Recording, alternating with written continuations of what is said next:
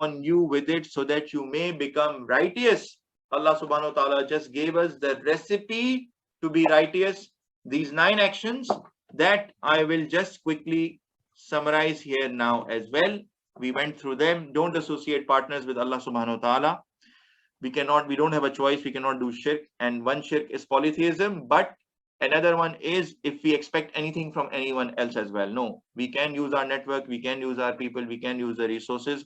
We cannot expect that they were the ones who are providing. They are agents. We will continue to use them.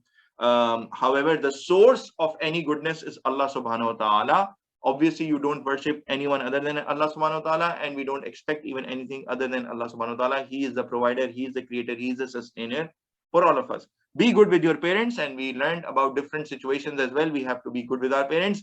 Obviously, if they ask us to do something against Islam or the guidance of Allah subhanahu wa ta'ala or the Holy Prophet Muhammad sallallahu alaihi wasallam, we will not follow them, but still we will be respectful. We will be good to them.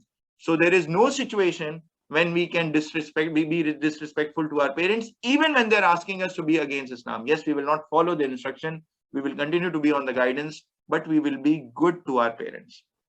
Don't kill your children due to fear of poverty. We learned that people still today are killing their children or newborn infants. One, because of fear of poverty, because they feel that they cannot feed them or they cannot provide them the schooling and all the expenses. The other reason are the illegal relationships that men and women have today. They try to hide their shameful act and they throw their infants to garbage.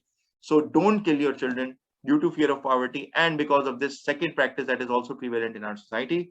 Don't go near immoralities apparent and concealed. So even if they are done in hiding or they are done in open, we talked about corruption, we talked about how immorality can spoil our societies and it can have a broader impact. We discuss about immorality as related to shameful acts, all these dirty movies, all these 18 plus content and all of that. We discussed how can we go out of that immorality, and if we are stuck in that vicious cycle or in those sins, then shaitan will tell us, continue, you're a bad person, you continue on that path. No, we said we have to establish our connection with Allah subhanahu wa ta'ala, and then the list of multiple things that we can do. Don't kill anyone except by legal right. Don't go near wealth of orphans except which is best, meaning don't eat away the wealth of orphans.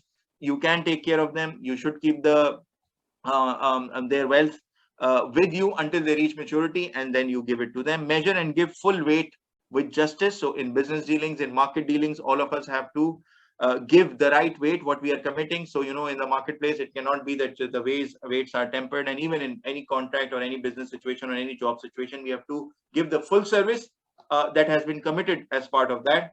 Be just when you speak, even if it goes against your relative. We just discussed it. Fulfill the promise with Allah subhanahu wa ta'ala, with all the guidance that Allah subhanahu wa ta'ala has given us. We have to follow it and fulfill the promise that we made before we came in this life and before this test was given to us. So I hope all these points are clear. Are there any questions, anything that you